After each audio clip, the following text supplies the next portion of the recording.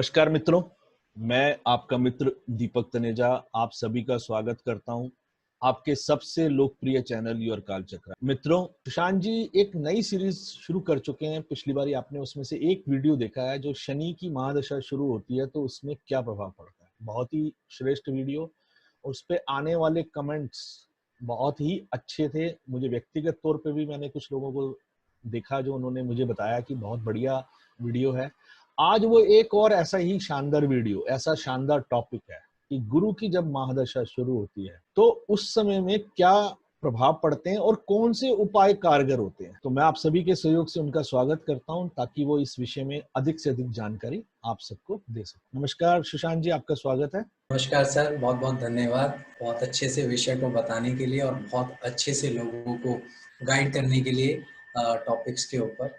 तो जैसा कि आपने बहुत अच्छे से बता ही दिया है, तो अब आगे मैं आरंभ करता हूं कि आज के हमारे वीडियो का जो विषय है, उस विषय के अंदर आज हम जुपिटर प्लैनेट के विषय में पढ़ेंगे कि जैसे जुपिटर प्लैनेट की महादशा अगर किसी जातक या जातिका की कुंडली में आरंभ होती है तो उसके हमारे बॉडी पर पड़ने के क्या प्रभाव या किस तरीके से वो महादशा हमारे शरीर के ऊपर और हमारी जिंदगी के अंदर किस तरीके से प्रभाव डालती है। ये सीरीज है, जैसे हमने अभी सैटर्न का करा था उसी सीरीज में हम जुपिटर का करेंगे, बिल्कुल लगभग उसी पैटर्न को फॉलो करते हुए। और आज हम ये भी जानेंगे कि जुपिटर की महादशा का प्रभाव क्या है और साथ साथ में क्या रेमेडीज हम कर सकते हैं इसके साथ, जो हम सोच सकते हैं। इसके साथ साथ एक चीज मैं यहाँ बता देना चाहता हूँ, जो भी चीज हम टॉपिक आज डिस्कस कर रहे हैं, यहाँ पर मेरा जो तर्क है वो केवल ये है कि महादशा के आरंभ होने पर किस प्रकार का रिजल्ट, यानी कि क्या कौन सा सिग्निफिकेशन या इम्पैक्ट डायरेक्ट नेटिव के ऊपर आएगा। यहाँ पे अच्छे और बुरे इम्पैक्ट के विषय में कोई चर्चा नहीं है, क्योंकि वो निर्भर करती है कुंडली के पूर्ण विश्लेषण पर। वहां पर एस्पेक्ट भी देखने हैं, प्लैनेट की पोजीशन भी देखनी है, अन्य काफी चीजें हैं। तो यहाँ पर केवल एक इंडिकेशन के बारे में हम बात करेंगे कि क्या हिंट है, क्या इंडिकेशन है जो हमें ये आभास करा देता है कि हमारे लगन के नजदीक यानी हमारे शरीर के नजदीक ग्रह की वो रोशनी पड़नी शुरू हो। तो शुरुआत करते हैं सबसे पहले सिग्निफिकेशन ऑफ जुपिटर। सिग्निफिकेशन क्या है? जब तक हमें उसके बेसिक कारकत्व नहीं पता होंगे तो हम किसी भी प्लैनेट को उसके रिजल्ट को समझ नहीं पाएंगे। वैसे तो बृहस्पति देव के बहुत सारे सिग्निफिकेशन है, लेकिन जो मैं यहाँ पर मेंशन कर पाया उनके विषय में बात करूंगा।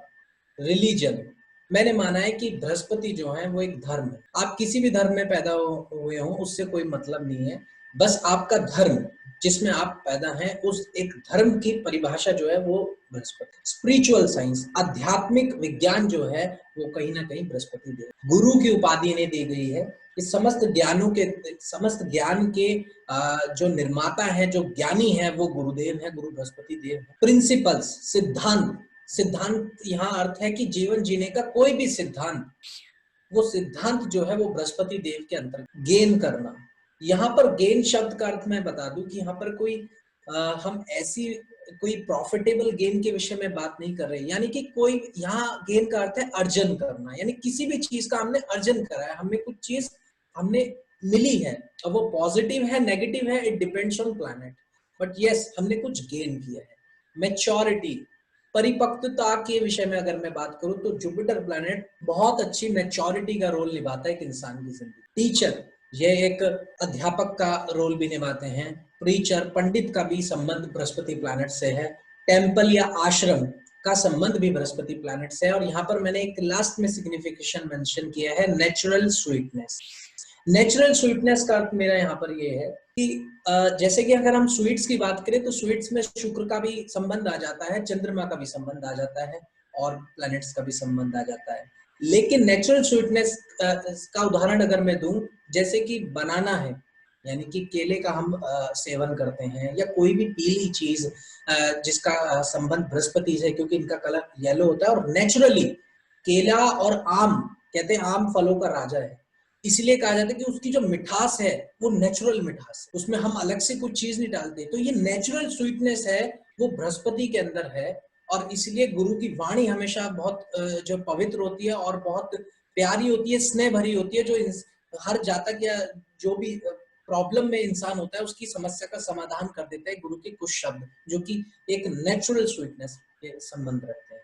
तो यहाँ पे अर्थ मेरा ये है कि जब बृहस्पति देव की महादशा आरंभ होगी किसी जातक के ऊपर, तो उसको इस कारकत्व से संबंधित चीजों का प्रभाव देखने को मिलेगा। अब हम बात करते हैं कि हमारे शारीरिक तौर पर हमारे शरीर के अंदर बृहस्पति देव कौन कौन से शरीर के भाग को गवर्न करते हैं। थाई का पार्ट, अगर हम बात करें काल पुरुष की कुंडली के अनुसार, तो 9 नंबर राशि यानी धनु राशि और 12 नंबर राशि यानी कि मीन राशि के पास में हमारे काल पुरुष के अनुसार जो भाग डिवाइडेड है, उसमें 9 नंबर के पास में है यानी धनु राशि के पास में है थाई का भाग, और पाइसिस के पास में है, मीन राशि के पास में है हमारे पंजों का भाग, फीट्स का पार्ट। इसके साथ साथ नाक का कारक या नोज का कारक भी बृहस्पति को बताया गया है।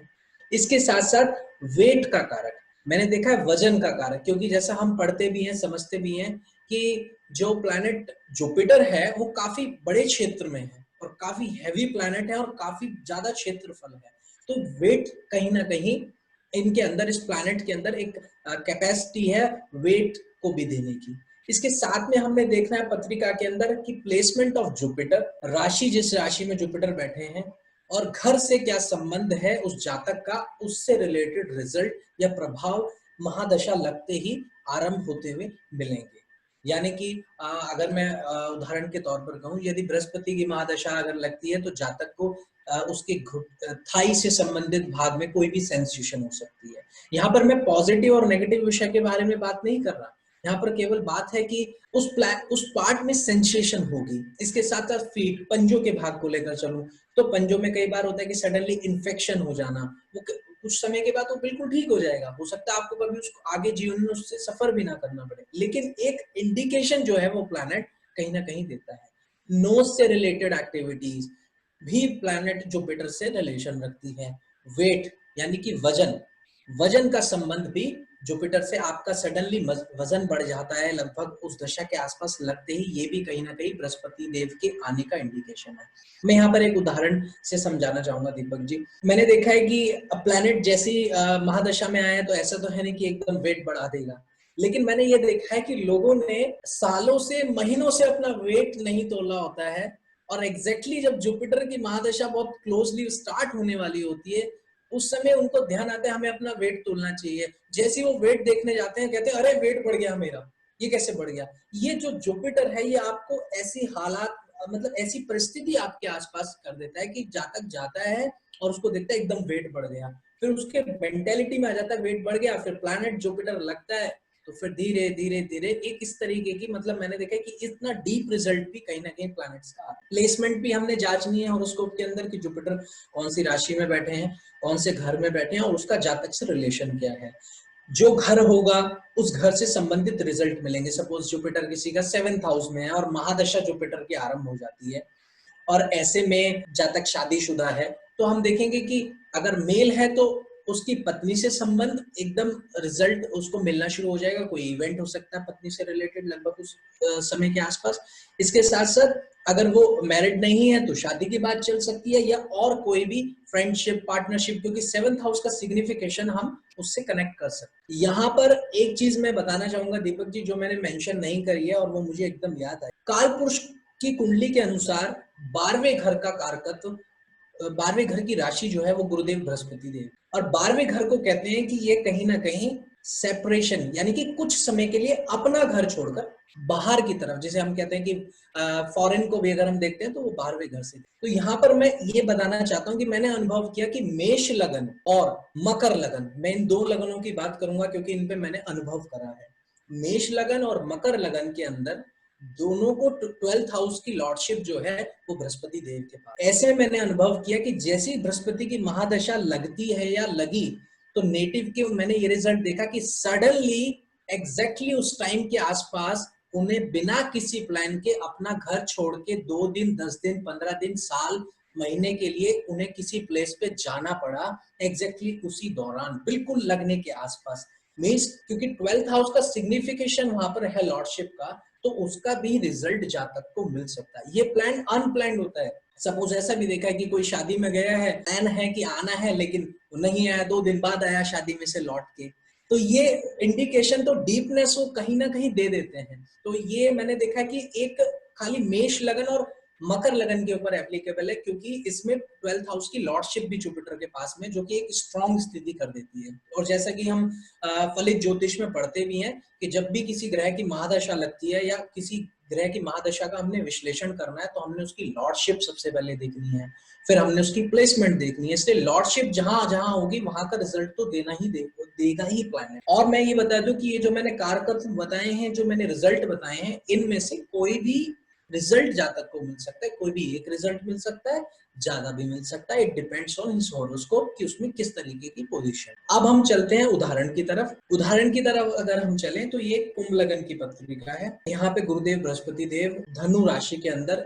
11th हाउस में 11वें घर के अंदर विराजमान। यहाँ पर जब गुरुदेव बृहस्पति की महादशा लगेगी तो ऐसा हम कह सकते हैं कि जातक को थाई से रिलेटेड, क्योंकि देखिए राशि भी जो है कालपुरुष के अनुसार थाई की राशि है और जुपिटर के पास गवर्न भी वो है और वो सेल्फ वहां बैठा है, तो एक चांसेस ज्यादा बढ़ जाते हैं कि थाई से रिलेटेड, सेंसेशन से रिलेटेड इवेंट मिल सकता है। उसके साथ साथ गुरु बृहस्पति देव का कनेक्शन, जैसे मैंने बताया, पंडित से, पुरोहित से, टीचर से, गुरु से, टेम्पल से, यानी कि लगभग प्लैनेट बृहस्पति की महादशा के आसपास आपकी जर्नी हो सकती है या आप यात्रा कर सकते हैं स्पिरिचुअलिटी की। आपको कोई पंडित से संबंध अचानक आ सकता है किसी रीजन की वजह से। आपके टीचर आपको फोन कर ले 20 साल बाद, ये भी जो है गुरुदेव की गुरु बृहस्पति देव का कनेक्शन है।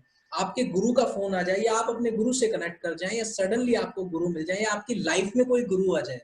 और कभी कभार तो ऐसा भी मैंने रिजल्ट देखा है ऐसी पोजीशन में कि जातक अपने फोन का इस्तेमाल कर रहा है और उसने कभी किसी गुरु को फॉलो ही नहीं किया और सडनली यूट्यूब पे कुछ चलाया और एकदम कोई वीडियो उसको अच्छी लगी, गुरु की क्लिक करा, उस दिन से वो फॉलो कर रहा है। इस तरह की बिना किसी मतलब अपने आप परिस्थितियां बनती हैं और जातक उस इंटरेस्ट में जाता है। यहाँ पर हम ये कह सकते हैं क्योंकि 11th हाउस है, अपने से बड़े का है, तो यानी अपने से बड़ा ज्ञानी व्यक्ति या अपने से बड़ा एज में जो व्यक्ति है उनसे संबंधित रिजल्ट जुपिटर के महादशा के आसपास मिल सकते हैं। साथ साथ बॉडी पार्ट में इस पार्ट से कनेक्शन रिजल्ट मिल सकता है। और जो मैंने कारकत्व बताए कि ये कारकत्व बृहस्पति से संबंध रखते हैं, टीचर का, कहीं स्पिरिचुअलिटी का और वैदिक चीजों का, इनसे संबंधित रिजल्ट भी जातक को कहीं ना कहीं देखने को मिलता है। अब एक हम दूसरा एग्जाम्पल लेते हैं जो कि मकर लगन का है। मकर लगन के अंदर यहाँ पर बृहस्पति देव वृश्चिक राशि के अंदर बैठे हुए हैं और 11th हाउस में बैठे हुए हैं। बॉडी पार्ट को अगर हम काउंट करें तो हम कह सकते हैं कि ये हमारे पेट से और प्रजनन अंग से के आसपास और उसके पिछले भाग का भाग है। और इसके साथ में हम देखें तो जुपिटर 11th हाउस में प्लेस्ड है, तो फिर से वही संबंध आता है कि अपने से बड़ों से संबंधित चीजें, स्पिरिचुअलिटी से संबंधित चीजों का रिजल्ट मिल सकता है और उन बॉडी पार्ट्स के अंदर सेंसेशन आ सकता है। और एक इंपॉर्टेंट चीज जो मैंने कहा कि मेष लगन और मकर लगन के अंदर जब भी जुपिटर की महादशा क्लोजली स्टार्ट होनी होगी, लगभग उसके जो भी दिन आसपास ऊपर नीचे होते हैं, उस समय में जातक कुछ समय के लिए अपने घर से दूर रह सकता है, चाहे वो एक दिन हो, चाहे वो 2 दिन हो, चाहे वो लंबा समय। तो इस तरीके, क्योंकि यहाँ पर जुपिटर 12th हाउस की लॉर्डशिप को भी निभाएंगे, तो जब वो अपने कारकत्व को, जब अपनी रोशनी जातक के पास, लगन के पास आएगी, तो उसको वहां से रिजल्ट मिलने शुरू। और जैसा कि बताया, गुरु से संबंध, स्पिरिचुअलिटी से संबंध कहीं ना कहीं उसका जातक का मिलेगा और उसको सडनली जो स्पिरिचुअलिटी की तरफ उसका जो जिसे कहते हैं रुझान भी स्पिरिचुअलिटी की तरफ जा सकता है। इसके बाद में एक और पत्रिका है जिसमें हमने देखा है कि यहाँ पर बृहस्पति जो है 7th हाउस के अंदर प्लेस्ड है। जब जुपिटर की महादशा लगी, ऐसे में सबसे इंपॉर्टेंट चीज है कि इनके जीवन में कोई दोस्त नहीं था अच्छा, या जिसे कहते हैं कि एक गाइड करने वाला व्यक्ति नहीं था। तो जैसी महादशा लगी, एक तो उन्हें गाइडेंस बहुत अच्छी मिली। 7th हाउस हमारे फ्रेंड्स का भी, तो कहीं ना कहीं एक फ्रेंड की एक कंपनी मिली और उसके साथ साथ में गाइडेंस देने वाले फ्रेंड की कंपनी मिली। और मैंने देखा कि सेपरेशन हुआ, इन्हें अपना हाउस छोड़कर काफी मतलब 2 साल के लिए अपने माँ बाप से दूर रहना पड़ा, जो कि इनको बिल्कुल नहीं पता था। सडनली कोई प्लानिंग ही नहीं थी। He was very small at that time, in childhood days की मैं बात कर रहा हूँ। लेकिन इस तरीके का प्लान हुआ कि सडनली वो प्लेस छोड़नी पड़ी। जैसा कि मैंने कहा, मेष लगन है, 12th हाउस का कारकत्व भी गुरुदेव यहाँ पर निभाएंगे। तो इस तरीके का रिजल्ट मिला। गुरुओं से बहुत ज्यादा ताल्लुकात हुआ, गुरुओं से बहुत ज्यादा जैसे मिलने का मौका मिला। इसके साथ साथ मैंने एक चीज और देखी है सर, जुपिटर प्लैनेट की महादशा के आरंभ होने के जो कुछ रिजल्ट होते हैं वो इस तरीके के भी होते हैं कि इंसान की मेच्योरिटी का लेवल एकदम से बदलना शुरू हो, वो ऐसी चीज वो खुद भी फील कर सकता है। हो सकता है जैसे होता है कि कोई लोग बहुत ज्यादा गुस्सा करते हैं तो उनके गुस्से का लेवल खत्म हो जाता है, कुछ लोगों को गुस्सा बिल्कुल नहीं आता था तो गुस्से का लेवल बढ़ जाता है। मतलब अलग अलग रिजल्ट अलग अलग पत्रिका के हिसाब से, लेकिन एक मेच्योरिटी लेवल में आपकी समझ में भी फर्क आता है। क्योंकि मैंने ऐसा अनुभव किया है जो जो मुझे लगता है कि किसी भी पुस्तक के अंदर जो लिखा हुआ है या जो उसके कवर के ऊपर लिखा हुआ है वो कहीं ना कहीं मरकरी है, और उसको पढ़कर जो समझ आ रहा है और जिसको मैंने एप्लीकेबल किया है, जिससे मुझे मैच्योरिटी मिली है, वो कहीं ना कहीं जुपिटर है। ऐसा ये मेरा अनुभव है।